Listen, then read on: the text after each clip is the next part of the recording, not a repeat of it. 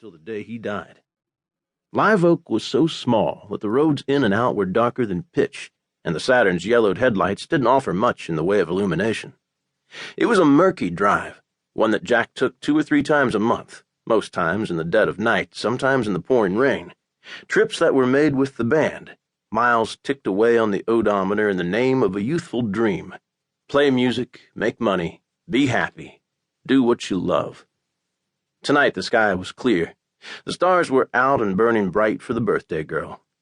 And yet, despite the stars, it seemed darker than ever, like someone had reached into the sky and turned off the moon. Jack furrowed his eyebrows against the throb at his temples and backed off the gas. He couldn't see more than 20 feet ahead of him, and the blind spot in his right eye was blooming like a supernova. He flipped on the high beams, and for a moment he could see the road as clear as day. The headlights flickered once, flickered twice.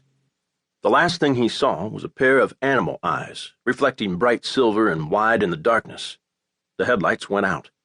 Jerking the wheel was an instinct. Jack's mind wasn't focused on whether the car would fly off the road, but whether those eyes belonged to a human rather than an animal.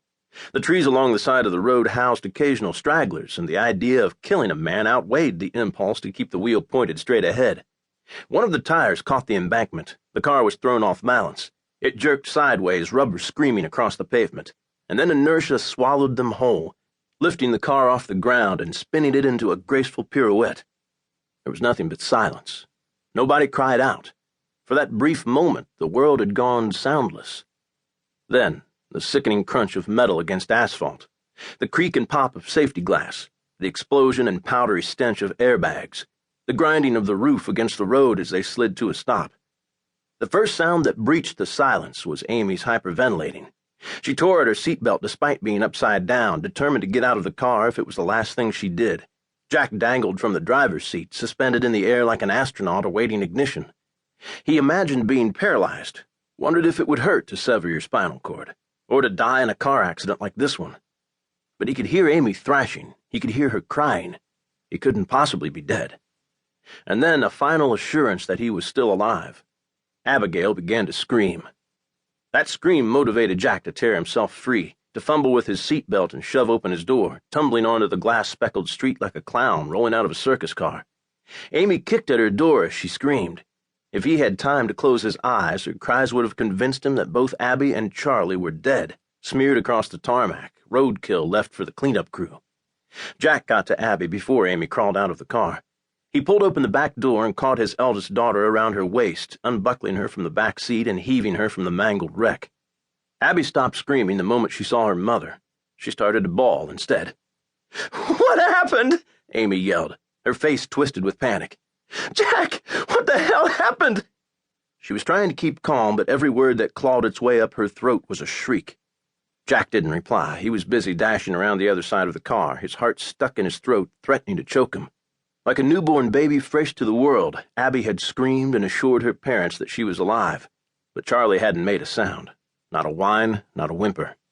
His every nerve stood on end, buzzing with dread as he wrenched open the back door and stuck his head inside.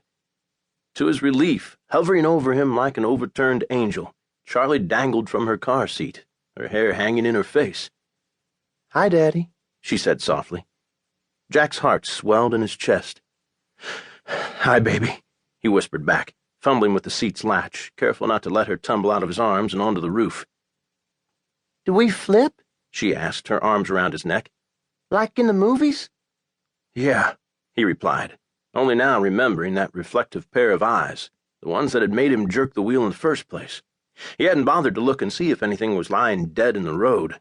Part of him hoped that whatever had caused this had been flattened by the Saturn's front bumper. If the road was clear, he had half a mind to storm into the woods and find something to kill, if only to satiate his sudden compulsion for retribution. Jack pulled Charlie from the car and set her down on her sneakered feet.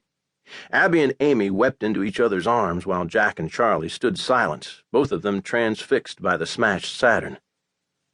"Cool," Charlie whispered under her breath, her eyes sparkling in the moonlight, eerily reminiscent of the eyes that had caused this chaos in the first place. That single word of childlike wonder thrust him out of his thoughts and back into reality, and for the briefest of moments, despite the circumstances, he tried not to laugh. The moment was cut short.